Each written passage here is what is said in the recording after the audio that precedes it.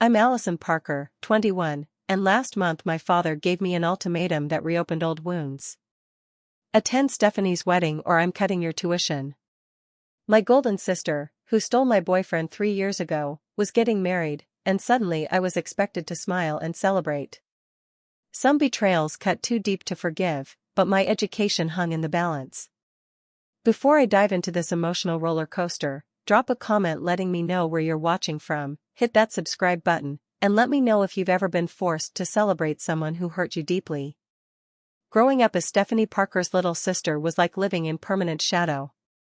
From the moment I could understand comparisons, I knew my place in the family hierarchy. Stephanie, 7 years my senior, was the golden child who could do no wrong in our parents' eyes. She was beautiful with her naturally blonde hair and bright blue eyes, traits I didn't inherit with my darker features. She was a cheerleader, homecoming queen, and maintained a respectable GPA without much effort.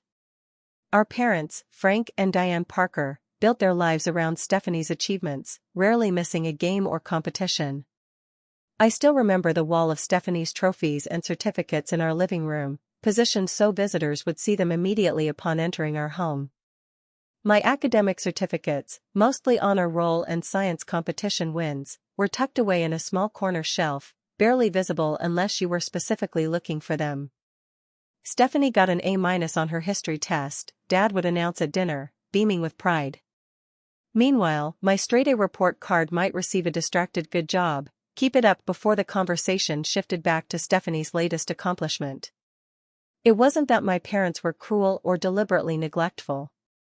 They just had different expectations for each of us. Stephanie was destined for greatness. I was expected to do well enough. When I won the state science fair in 8th grade, my mother's response was, "That's nice, honey. Did you know Stephanie just got asked to prom by the quarterback?" The constant redirection to Stephanie's life became so predictable that I stopped sharing my achievements altogether. This dynamic could have crushed me, but instead, it forged my independence. While Stephanie relied on our parents for everything from emotional validation to financial support, I learned to motivate myself. I found genuine joy in academic pursuits not because they would earn praise, but because they fed my curiosity. I discovered who I was outside of anyone else's expectations. My saving grace through those years was my best friend Melissa Turner. She lived 3 houses down and had been my confidante since 3rd grade. In her family, I found the validation mine couldn't provide. Her parents came to my science competitions and academic ceremonies when mine were busy with Stephanie's events. They displayed my awards alongside Melissa's on their refrigerator, treating my achievements with the same pride they showed for their daughters. "The Parkers don't know what they're missing," Melissa's mom would say, hugging me after competitions. "You're extraordinary, Allison, and someday they'll realize it." I clung to that hope throughout high school, channeling my feelings of invisibility into academic excellence. When senior year arrived, I applied to colleges with a laser focus. My essay about finding strength in being overlooked earned me admission to Stanford University with a substantial merit scholarship. For once, I felt seen for exactly who I was. The day my acceptance package arrived, I rushed home, clutching the thick envelope with trembling hands. This was my moment, proof that I was exceptional in my own right. "Mom. Dad. I got into Stanford. With a scholarship," I announced, bursting into the kitchen where they were preparing dinner. Mom looked up from chopping vegetables. "That's wonderful, sweetheart." There was genuine pride in her voice, but it lasted only seconds before she added, "Did you see the email from Stephanie? She got promoted at her firm. They're giving her a corner office." Dad patted my shoulder as he passed. "Good job, kiddo. We'll need to figure out the finances for the remaining costs, but we'll make it work." That night, I called Melissa and cried, not from sadness, but from relief. I was going to escape this dynamic, move across the country, and build a life where I wasn't perpetually runner-up in my own story. The scholarship covered about 70% of my tuition, but housing, books, and living expenses in California were astronomical. Despite my attempts to secure additional scholarships and grants, I still needed my parents' financial support. Dad agreed to cover the remaining tuition and send a monthly allowance for expenses, the first time he'd invested so significantly in my future. When I left for college, I felt like I could finally breathe. 3,000 miles between us meant fewer comparisons, fewer family dinners where I felt invisible, fewer reminders that I would never be the favorite. Phone calls home became shorter and less frequent. Holiday visits were brief and tense. And somehow, that distance became my protection, until Stephanie's wedding forced me back into the family drama I'd so carefully escaped. The betrayal happened during winter break of my senior year of high school. I had been dating Jake Collins for almost a year, and he was the first person who made me feel truly special. Jake wasn't like the other guys at Westlake High. He was thoughtful, read actual books for pleasure, and never made me feel like I was living in anyone's shadow. With dark curly hair that fell into his eyes and a smile that crinkled the corners of his eyes, he was objectively handsome, but it was his quiet confidence that drew me to him. We met in AP Literature when we were partnered for a semester project on Jane Austen. Unlike other boys who complained about reading girly books, Jake had genuine insights about the social commentary in Austen's work. Our project meetings gradually evolved into study sessions, then coffee dates, and finally, an official relationship when he asked me to the junior prom.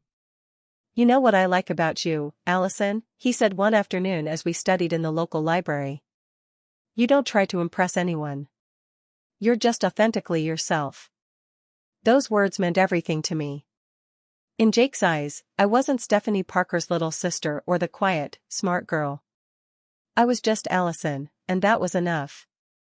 By senior year, we had fallen into a comfortable routine. He came to my debate tournaments. I attended his soccer games. We spent weekends hiking local trails or binge-watching documentaries. Jake was the first person I called when I got my SAT scores, and he celebrated my achievements without redirecting the conversation to someone else's accomplishments. For the first time, I felt like the main character in my own story. When winter break arrived that year, Stephanie came home from New York, where she'd been working at a prestigious marketing firm since graduating college. At 25, she was sophisticated in a way that made me feel childish by comparison, with her designer clothes and stories about rooftop parties with celebrities. From the moment she arrived, our parents fawned over her, preparing her favorite meals and hanging on her every word about city life. I was used to this and had long stopped competing for attention. What I wasn't prepared for was how she looked at Jake when I brought him over for our family's traditional Christmas Eve dinner. "So this is the boyfriend I've heard nothing about," Stephanie said, extending her hand to Jake with a smile I'd never seen before, predatory and calculating. "Mom and Dad are terrible at keeping me updated on Allison's life." Jake, always polite, shook her hand. "It's nice to meet you. Allison's mentioned you." "All good things, I hope," she laughed, holding his hand a beat too long. Throughout dinner, Stephanie directed most of the conversation toward Jake, asking about his college plans, his family, his interests. She laughed too loudly at his jokes and found excuses to touch his arm. I tried to convince myself I was being paranoid, that she was just being friendly. "Your sister is really nice," Jake said as he drove me home from a movie a few days later. "She texted to ask if we wanted to join her and some old high school friends for coffee tomorrow." The fact that my sister had somehow gotten my boyfriend's phone number without my knowledge sent warning signals blaring through my mind, but I ignored them. "She did? That's surprising. She doesn't usually want to hang out with me." We met Stephanie and her friends at the local coffee shop, where she continued her charm offensive, making inside jokes with Jake about books and movies they had apparently discussed in texts. I felt increasingly invisible, a feeling I was all too familiar with around my sister. The New Year's Eve party at our house was the breaking point. My parents invited family friends and neighbors for their annual celebration, and Jake came as my date. I lost track of him briefly while helping my mom bring out more appetizers. When I went looking, I followed the sound of familiar laughter to the den, which was supposed to be off-limits to guests. The door was cracked open, and through it, I saw Jake and Stephanie standing close together by the bookshelf. She was showing him our father's collection of first editions, her body angled toward him in a way that screamed intimacy. "You deserve someone who can keep up with you intellectually," she was saying, her voice soft. "Someone with more experience." Before Jake could respond, she leaned in and kissed him. And for one horrible, frozen moment, he kissed her back before pulling away. "This isn't right," he said, stepping back. "Allison." "Allison will never know," Stephanie replied, reaching for him again. "She's so naive, Jake. She's a child." I must have made a sound because they both turned toward the door. Stephanie's expression showed no remorse, only irritation at being interrupted. Jake's face drained of color. "Allison, it's not, I didn't," he stammered, moving toward me. I backed away, tears burning my eyes. "Don't touch me. Don't ever speak to me again." I ran upstairs to my room, ignoring the curious glances from party guests. Jake followed, pleading through my locked door until my father intervened and asked him to leave. Later that night, Stephanie came to my room, not to apologize but to minimize what had happened. "It was just a kiss, Allison. Don't be so dramatic," she said, leaning against my doorframe with casual indifference. "These things happen. Besides, he's too mature for you anyway. I did you a favor." When I told my parents what happened, expecting them to finally take my side, they disappointed me yet again. "Stephanie made a mistake, but you're overreacting," Mom said, patting my hand. "She's had a few drinks. You know how she gets." "Jake wasn't right for you anyway," Dad added. "Focus on your college applications instead of boys. That's more important right now." Their dismissal of my feelings was the final confirmation of what I'd always suspected: my pain would always be less important than maintaining the family's image of perfect Stephanie. That night, as fireworks celebrated the new year, I made a resolution to distance myself from my family as much as possible once I left for college. Jake tried to contact me for weeks afterward, calls, texts, even letters, claiming Stephanie had been pursuing him and the kiss was a momentary weakness. I blocked his number and returned his letters unopened. The betrayal wasn't just about a kiss, it was about Stephanie's deliberate attempt to take the one person who made me feel special, and my family's refusal to acknowledge the harm she'd caused. By the time graduation arrived, I had constructed emotional walls so high that not even my parents could see over them. When I left for Stanford that August, I didn't look back. 3 years into my college experience at Stanford, I had built a life I was proud of. My dorm room was plastered with psychology conference posters where I'd presented research, photos of camping trips with friends, and postcards from places I'd visited during breaks, deliberately choosing travel over going home whenever possible. Psychology had become my passion. Understanding human behavior and the complexities of family dynamics gave me a framework to process my own experiences. I maintained a 3.9 GPA while working part-time at the campus bookstore and serving as a research assistant in Dr. Callahan's developmental psychology lab. My friend group had become the family I chose. Taylor Chen was my roommate, a computer science major with a wicked sense of humor who never went to bed before 2 a.m. Marcus Washington was a pre-med student who stress-baked cookies during finals week and distributed them to our study group. Zoe Garcia was an environmental science major who dragged us on hiking trips and taught me to identify native California plants. They knew my family history in broad strokes but never pushed when I changed the subject. "Your sister sounds like a narcissist," Taylor said bluntly one night after I'd received yet another bragging email from my mother about Stephanie's latest promotion. "You know that's not normal behavior, right?" I'd laughed, but the comment stuck with me. In Dr. Callahan's family systems class, I recognized patterns in my own family that I'd never had the vocabulary to name before: golden child/scapegoat dynamics, emotional triangulation, conditional love. Understanding these concepts was both validating and healing. My junior year, I landed a competitive internship at a local community mental health center, working with children from disadvantaged backgrounds. The work was challenging but fulfilling, confirming my plan to pursue a PhD. in clinical psychology after graduation. My supervisors praised my empathy and insight, attributes I developed partly from navigating my own family's dysfunction. I maintained minimal contact with my parents, brief phone calls on birthdays and major holidays, occasional emails updating them on academic achievements. They seemed satisfied with this arrangement, rarely initiating contact themselves unless it involved financial matters or family obligations they expected me to fulfill.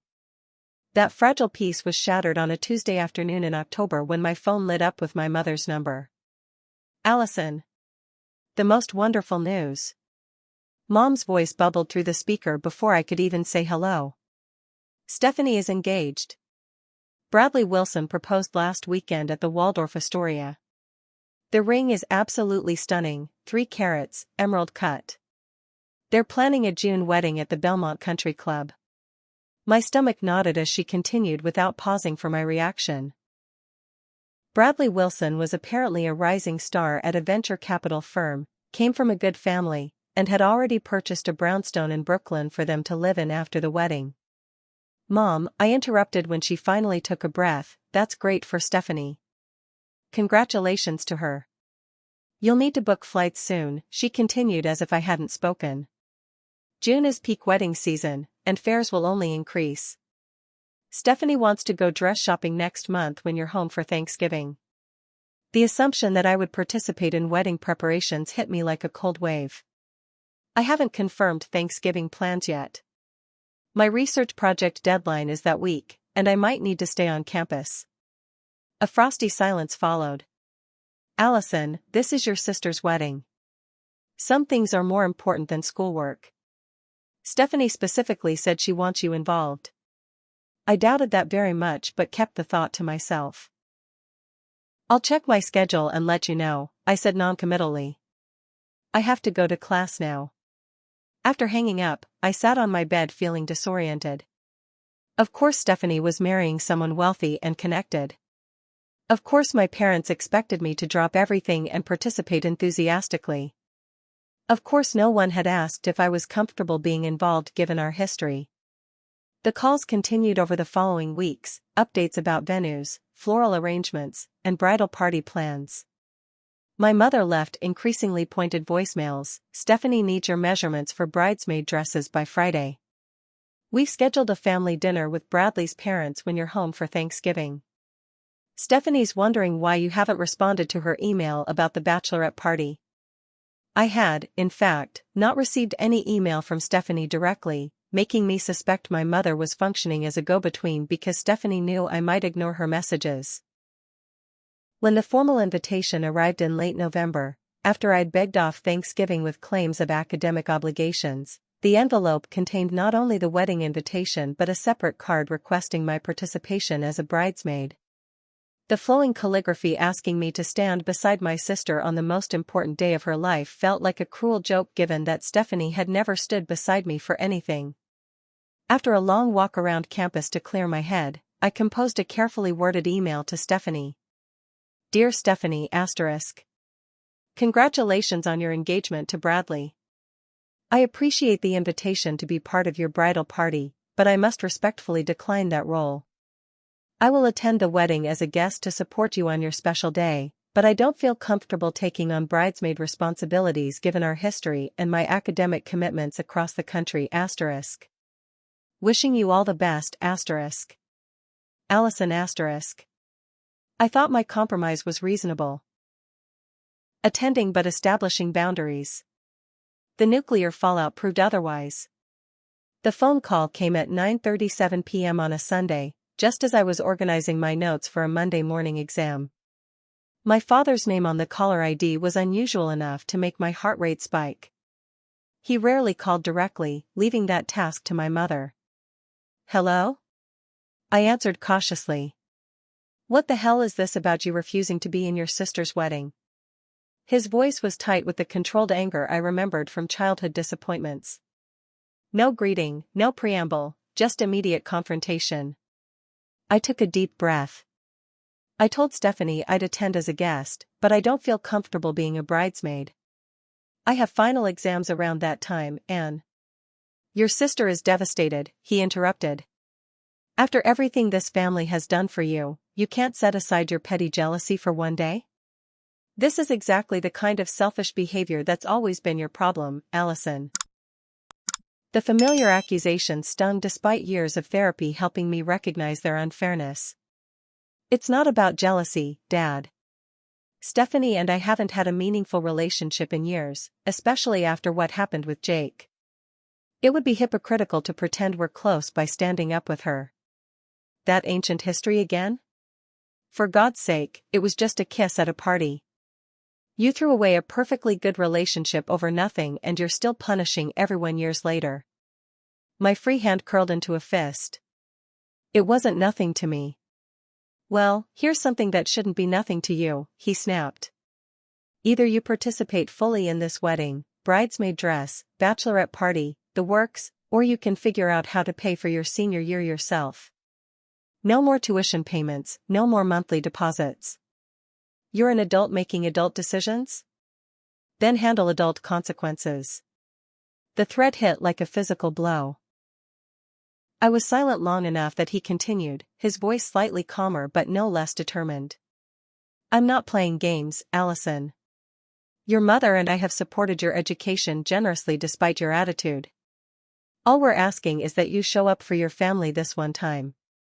That's manipulation, I managed to say, my voice shaking. That's reality. Family obligations go both ways. You have until the end of the week to let your sister know you've reconsidered. I'll be checking with her directly. He hung up before I could respond. I sat frozen, staring at my phone as panic bloomed in my chest. Without my father's financial support, I would need to take out substantial loans for my final year. Worse, the monthly deposits he made for my living expenses would stop, potentially forcing me to find full-time work while completing my senior thesis and applying to graduate programs. I spent a sleepless night running calculations. My scholarship covered 70% of tuition but nothing else. My campus job and internship stipend barely covered groceries and occasional social outings. My savings would last perhaps 2 months if stretched carefully. The next morning, I made an emergency appointment with my academic advisor, Dr. Lewis, who listened sympathetically as I explained my situation. These are your options, she said practically after reviewing my financial aid profile. You could take out additional loans to cover your final year. You could apply for emergency financial aid, though with your father's income level, that might be difficult. You could potentially take a semester off to work full-time and save money, then return to finish your degree. None of these options sounded appealing. Loans would follow me into graduate school, compounding my debt. Taking time off would delay my carefully planned academic trajectory and potentially jeopardize graduate school admissions. Is there any way to appeal to your father? Dr. Lewis asked gently. Perhaps another family member who could intervene? I shook my head. My mom follows his lead on financial decisions, and there are no other relatives close enough to help. That evening, I called an emergency meeting with my friends, spreading my budget spreadsheets across Taylor's bed as I explained the situation. Your dad is a complete ass, Taylor declared, scrolling through my calculations. Using money to control you is financial abuse. I could loan you some money, Marcus offered. My research position pays pretty well. And you could crash in our apartment if you need to save on housing costs, Zoe added. The couch isn't comfortable, but it's free. Their generosity brought tears to my eyes, but I knew their resources were limited too. Marcus was saving for medical school, and Zoe and her roommates could barely afford their own rent. I appreciate it, but this isn't your problem to solve, I said. I'm trying to decide if I should just give in and do what they want. Melissa, connecting via video call from her apartment in Boston, had been quiet until now. What would giving in cost you emotionally, Allie? Not financially, but mentally? It was the question I'd been avoiding. Standing beside Stephanie in a matching dress, pretending we had the kind of relationship that warranted such closeness, smiling through events where my parents would undoubtedly compare us, it would undo years of boundaries I'd carefully constructed to protect myself. It would be a step backward, I admitted. But what choice do I have? What about a compromise? Melissa suggested. Attend the wedding but hold firm on not being a bridesmaid. Show up, be polite, leave early. Would that satisfy the letter of your dad's demand while preserving some boundaries? It wasn't perfect, but it seemed like the only viable option that wouldn't completely derail my education or my mental health. After another day of consideration, I drafted a careful email to my father. Dad*. I've thought about our conversation and your concerns. I will attend Stephanie's wedding and participate in family photos and the reception. However, I stand by my decision not to serve as a bridesmaid, as that role suggests a closeness Stephanie and I don't share. I hope you'll reconsider withholding financial support over this boundary. My education shouldn't be conditional on performing family relationships in ways that feel inauthentic to me. Allison*. His response was terse. Attend all wedding events including rehearsal dinner, ceremony with appropriate enthusiasm, full reception. Professional behavior throughout. Meet these conditions and financial arrangements continue. This is non-negotiable*. I stared at the screen, recognizing the corporate tone he used when closing business deals. There would be no further discussion. With a heaviness in my chest, I texted Stephanie directly for the first time in years. I'll attend your wedding and all related events. Congratulations again on your engagement*. Her response came minutes later. Great. Mom will coordinate dress fittings. Try to maintain your current weight until June*. And just like that, I was pulled back into the family dynamic I'd worked so hard to escape. The weeks leading up to Stephanie's wedding were a masterclass in manufactured joy and subtle humiliations. I flew home for a weekend in March, using midterm break as an opportunity to get the dreaded dress fitting over with. Mom picked me up from the airport, chattering about wedding details before I'd even buckled my seatbelt. Stephanie chose the most beautiful bridesmaid dresses, sage green silk that will complement everyone's coloring. Though we might need to see if they can take yours in a bit, Stephanie mentioned you've always been the skinny one. I bit my tongue, recognizing the backhanded compliment for what it was, another opportunity to compare us. The fact that I maintained a healthy weight through regular runs and yoga while Stephanie cycled through crash diets was apparently worth commenting on. The bridal salon was exactly as I'd imagined, plush white carpet, champagne flutes, and an attendant who fawned over Stephanie while barely acknowledging the bridesmaids.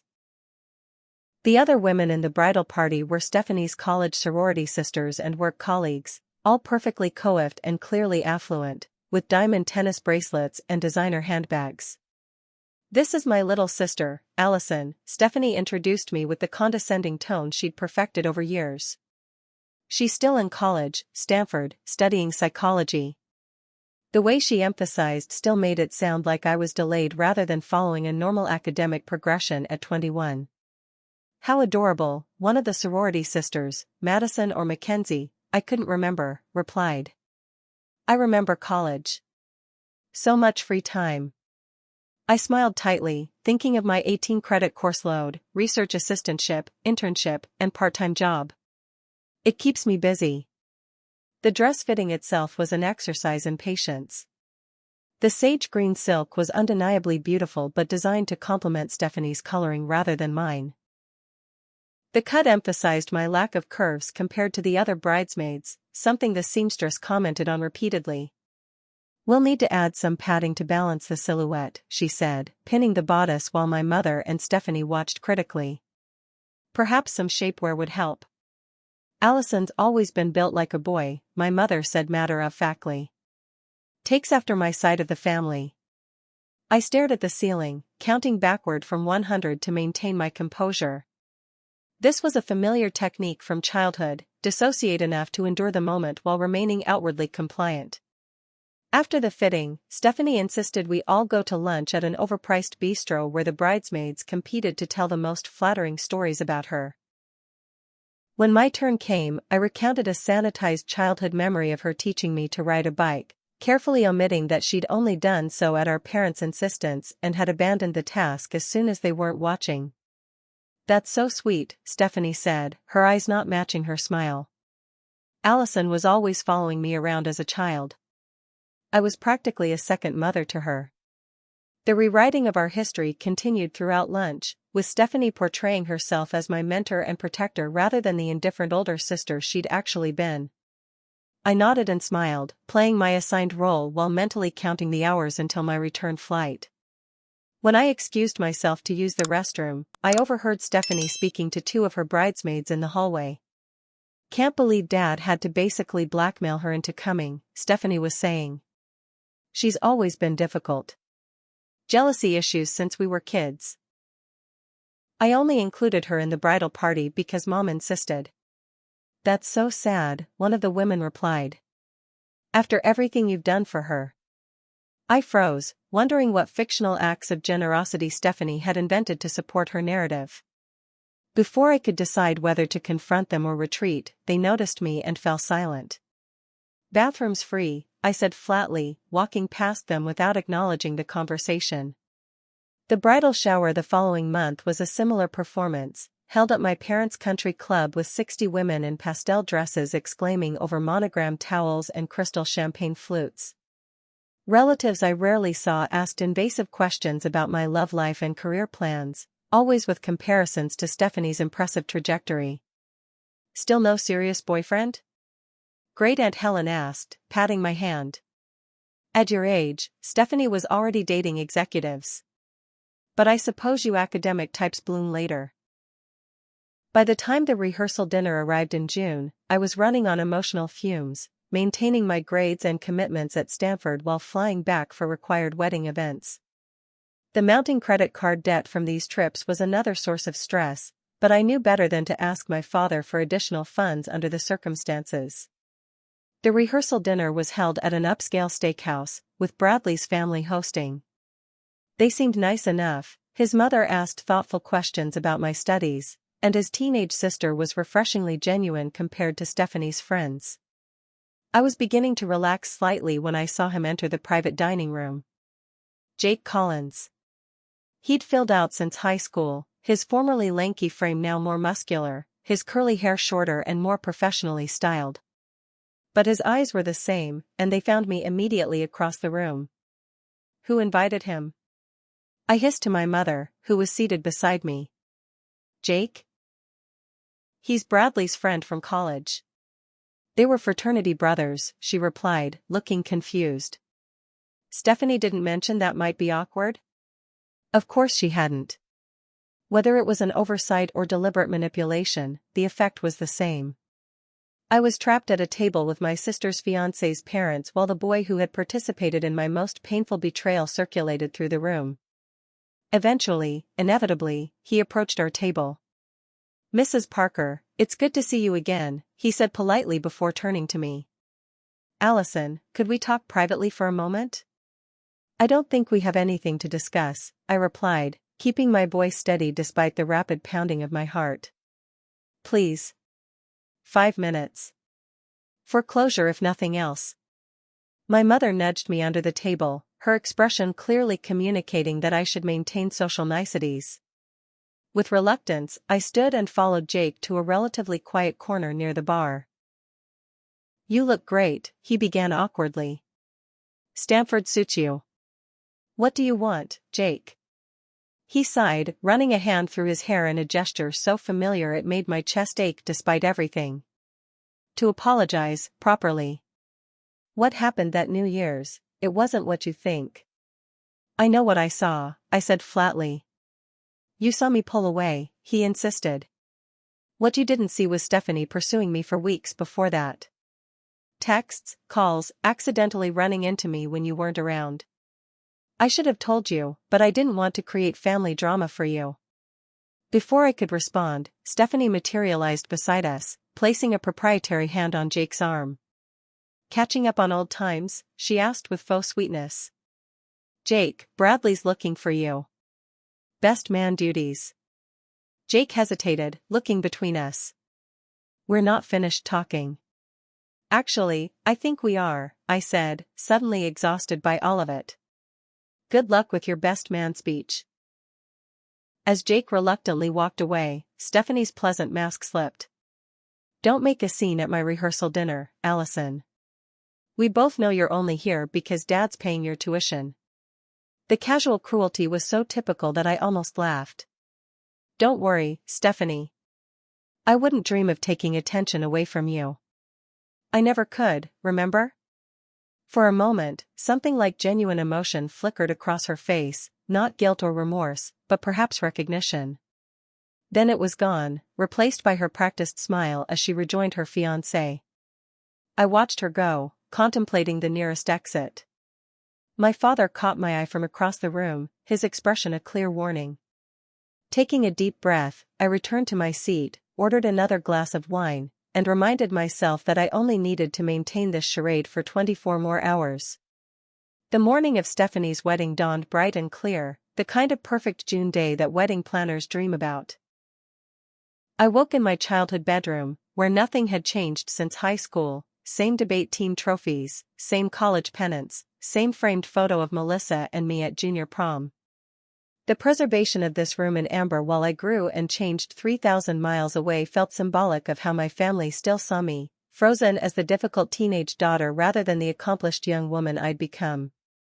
The bridal party was expected at the country club at 9 for hair and makeup, giving the stylists ample time to transform 6 bridesmaids and 1 bride before the 4 o'clock ceremony. I arrived precisely on time, wearing the required white button-down shirt with bridesmaid embroidered on the pocket, a matching set Stephanie had distributed at the rehearsal dinner. The bridal suite was chaos, champagne already flowing, music blaring, bridesmaids in various states of preparation. Stephanie sat in the center like a queen holding court, a mimosa in one hand and her phone in the other, barking orders at the wedding coordinator. Allison, you're with Paolo for hair at 9:30, she informed me without looking up. Mom says to remind you to use the volumizing products.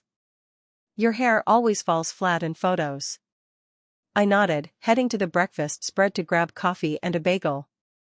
Madison/Mackenzie blocked my path, her perfectly manicured hand extended. Phone, please, she said with a saccharine smile. Stephanie wants all phones collected during prep. Something about being fully present and avoiding social media leaks. I reluctantly surrendered my phone, feeling increasingly isolated as the morning progressed. The bridesmaids reminisced about sorority formals and group vacations I hadn't been part of, while my mother fluttered around Stephanie, adjusting her robe and refilling her champagne glass. By the time we were dressed and ready for pre-ceremony photos, I felt like an extra in a movie about someone else's life. The photographer positioned us on the country club's manicured lawn, with Stephanie in the center and the rest of us arranged by height. Family photos first, she announced. Bride, mother of bride, father of bride, and sister. I stepped forward mechanically, taking my place beside my father. His hand on my shoulder felt heavy as the photographer instructed us to smile. Bigger smile, sister of bride, the photographer called. This is a happy day. I stretched my lips wider, feeling like a ventriloquist's dummy. Photo after photo captured a family narrative that existed only for the camera, the doting parents, the adoring sister, the radiant bride. None of it reflected the tension vibrating beneath the surface. The ceremony itself was elaborate but generic: string quartet, flower-covered arch, readings from love poems I recognized from literature classes. I stood at attention in my sage green silk, holding my small bouquet and watching Stephanie glide down the aisle on our father's arm. Bradley seemed genuinely moved as she approached, his eyes suspiciously bright. I wondered what he knew about her, the real Stephanie beneath the perfect exterior. Did he know how she could cut with a word, how she took what wasn't hers simply because she could? Or had she shown him only the curated version of herself she presented to the world? As they exchanged vows, I found myself studying the assembled guests rather than the couple. Jake sat in the third row on the groom's side, his expression unreadable. My mother dabbed at tears with a monogrammed handkerchief. Extended family members I barely recognized nodded approvingly at the traditional promises being exchanged. After the ceremony came more photos, then the cocktail hour where the bridal party was expected to mingle with guests while the bride and groom took private portraits. I retrieved my phone, grateful for the connection to my real life, and found messages from Taylor, Marcus, and Zoe wishing me strength.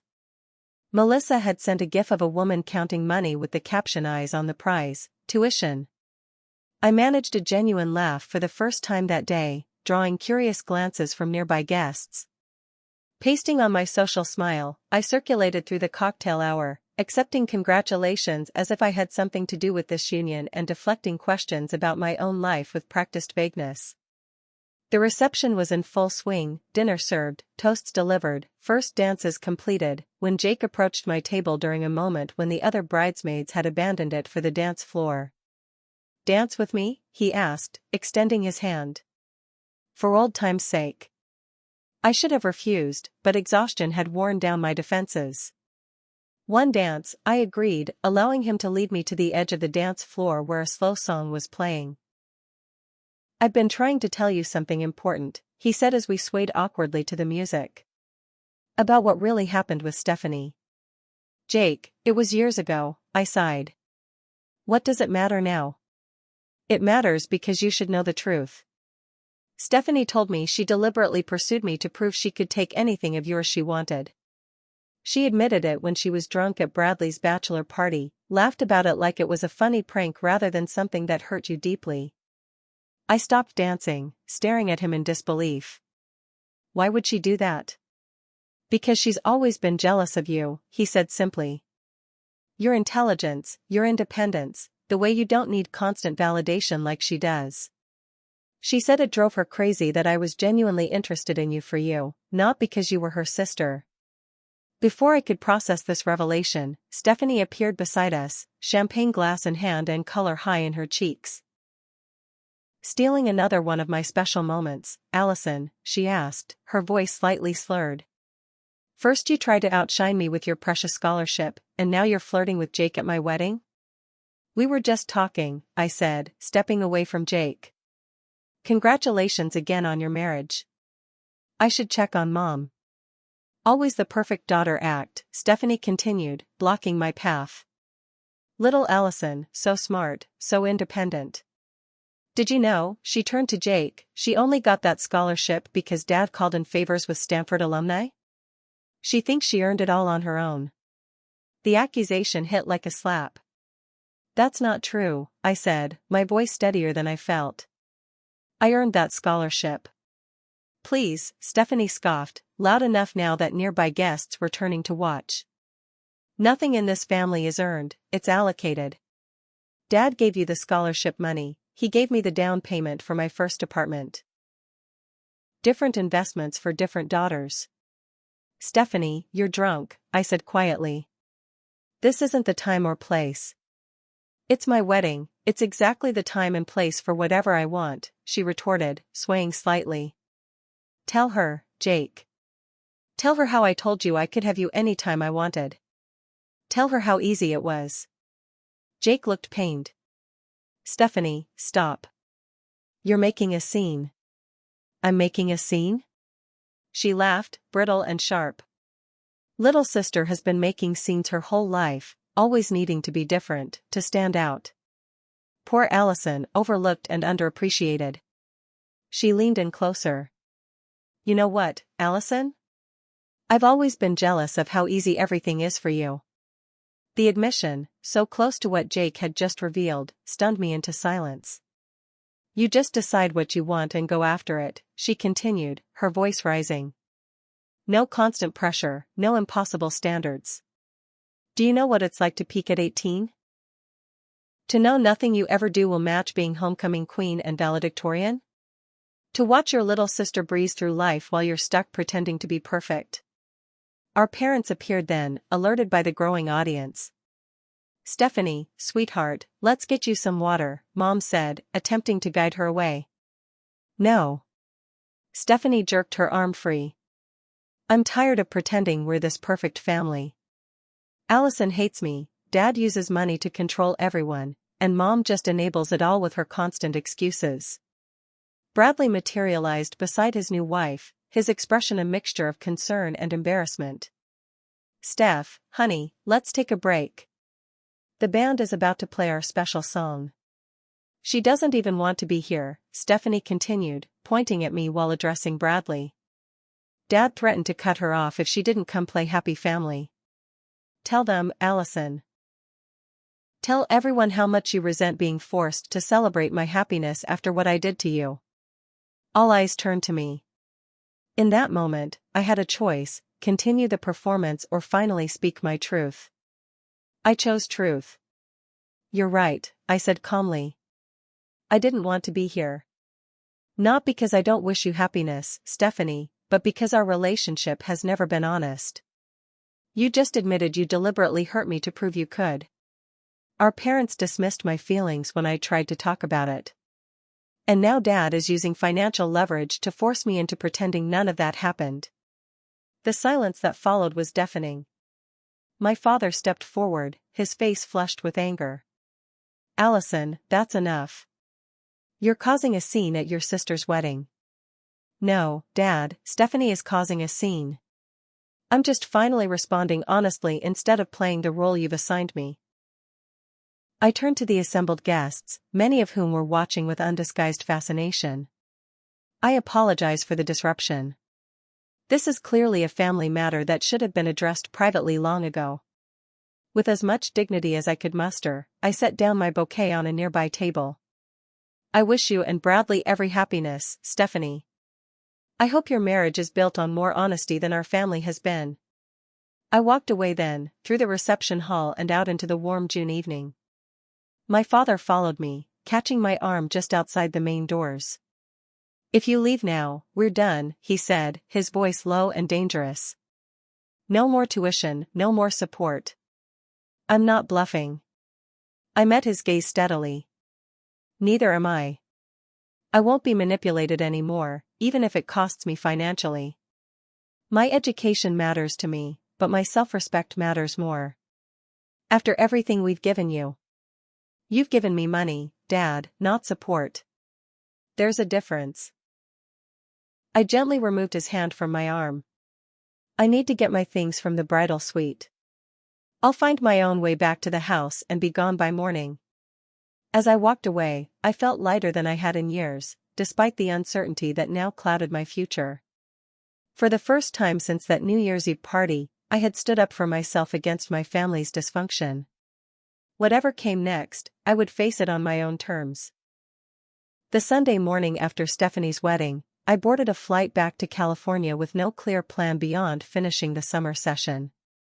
My credit card was now dangerously close to its limit, and I had approximately 2 months before fall tuition would be due. Still, as the plane lifted off, I felt a curious sense of freedom beneath my anxiety. The truth, messy and uncomfortable as it was, had finally been spoken aloud. Taylor picked me up from the airport, listening in stunned silence as I recounted the wedding drama. So your sister publicly admitted she's been jealous of you this whole time? And your dad is actually cutting you off financially, she summarized as we drove back to campus. That's simultaneously vindicating and terrifying. Pretty much, I agreed, watching the familiar landscape of the Bay Area pass by the window. I have enough savings for rent through July, maybe August if I'm careful. After that, I trailed off, not wanting to voice the panic that periodically seized my chest when I thought too far ahead.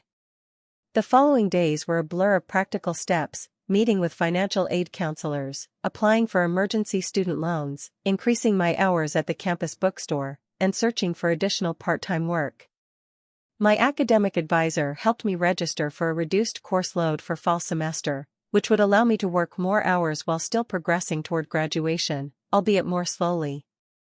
This is just a detour, not a dead end, Dr. Lewis assured me during our planning session.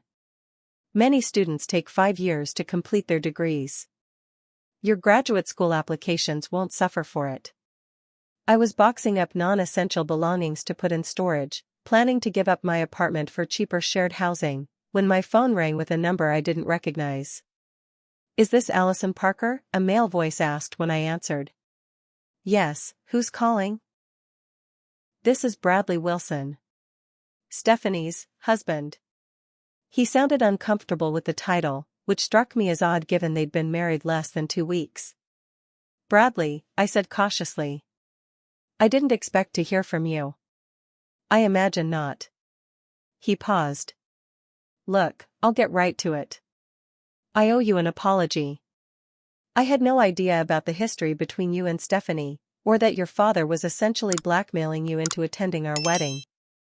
His directness surprised me. Stephanie never mentioned any of it? She presented a very different version of your relationship. After the wedding reception, well, we've had some difficult conversations. I'm calling because I want to help. I frowned, uncertain where this was heading. That's not necessary. This is a family matter. A family matter that's threatening your education because you finally stood up to toxic behavior, he countered. I come from a dysfunctional family too, Allison. I know what it's like to have your future held hostage by people who should support you unconditionally. I appreciate the sentiment, but I'm offering you a job, he interrupted. My company has an educational outreach program that works with local schools to improve STEM curriculum. We need a program coordinator with psychology background to help design age-appropriate materials. It pays well and includes tuition benefits after a 3-month probationary period. I was momentarily speechless. That's incredibly generous, but why would you do this? Stephanie will be furious. Stephanie and I are taking some space right now, he said carefully. What happened at the reception forced me to see some things more clearly. This isn't about her, it's about doing what's right. You deserve to finish your education without manipulation. After lengthy discussion about the position's responsibilities and my qualifications, I cautiously accepted Bradley's offer. The job would start as remote work for the summer, transitioning to their Palo Alto office in the fall. The salary would cover my living expenses, and the education benefits would handle a significant portion of my remaining tuition. Thank you, I said, still slightly stunned by this unexpected lifeline. I don't know what else to say. Just succeed, Bradley replied simply. That's thanks enough. 2 days after Bradley's call, my mother contacted me for the first time since the wedding. I answered warily, bracing for recriminations. Allison, she began, her voice lacking its usual brisk efficiency. I've been thinking about what happened at the reception. Mom, I'm sorry for causing a scene, but... No, she interrupted. I'm not calling for an apology. I'm calling to give one. You were right about so many things, how we've treated you, how we've enabled Stephanie's behavior, how your father uses financial control. Her admission was so unexpected that I sat down, knees suddenly weak. You're serious? Watching you walk away from the reception, from the financial security your father provided, it made me realize how much courage that took. More courage than I've ever had. Her voice broke slightly. I've spent 28 years making excuses for Stephanie and your father, telling myself it was for the best. Seeing everything implode at the wedding forced me to recognize my part in all this. We talked for nearly 2 hours, really talked, perhaps for the first time since my childhood. She shared her own struggles in the shadow of my father's controlling nature and Stephanie's demanding personality. I told her about my financial plans, carefully omitting Bradley's assistance to avoid complicating the fragile new honesty between us. I have some money of my own, she said near the end of our conversation. Not much, your father controls most of our finances. But I have a personal account he doesn't know about. I started it years ago, just in case. She didn't finish the thought. I want to help with your tuition if you'll let me. Dad will find out eventually, I warned. Let me worry about that, she said with newfound determination. It's time I made some changes too. Over the following weeks, a new reality took shape. Bradley's job offer proved legitimate and surprisingly fulfilling, allowing me to apply my psychology education to developing programs for underserved schools. My mother transferred enough money to cover half my fall tuition, promising more when she could manage it discreetly. Between these supports, my campus job, and careful budgeting, my education was secure. My father maintained radio silence, not unexpected, but still painful. Stephanie eventually sent a terse email thanking me for adding dramatic flair to her wedding but offering no apology or acknowledgement of her revelations. I didn't respond, deciding that distance was healthier than engaging in another cycle of toxicity. The most surprising development came from Jake, who reached out via email a month after the wedding. Allison *. I've wanted to properly apologize for years, but respected your decision to cut contact. What happened that New Year's Eve has haunted me. I should have told you about Stephanie's behavior sooner, should have been stronger in rejecting her advances, should have fought harder to explain afterward. I'm not asking for forgiveness or reconciliation, just wanted you to know that you deserved better from both of us. Seeing you stand up for yourself at the wedding was inspiring. You've become the strong, independent person you were always meant to be. Wishing you all the best. Jake*.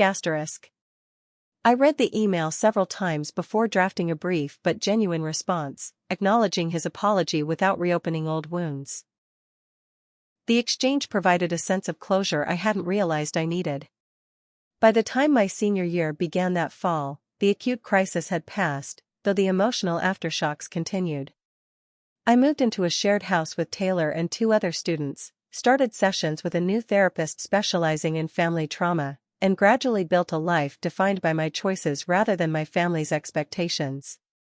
My graduation the following June was a subdued affair compared to Stephanie's wedding. My mother attended alone, as did Melissa, who flew in from Boston. Taylor, Marcus, and Zoe cheered loudly when my name was called.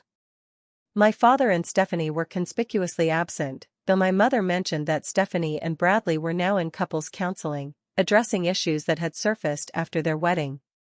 As we celebrated with dinner at my favorite local restaurant, my mother raised her glass in a toast. To Allison, who taught me it's never too late to stand up for yourself. I smiled, feeling a complex mixture of pride, gratitude, and cautious optimism about the future. Graduate school awaited in the fall, fully funded through a combination of scholarships, assistantships, and Bradley's company educational program. My relationship with my mother continued to evolve, growing more honest if not always easier. My father remained distant, unwilling to acknowledge the dysfunction I'd named at the wedding.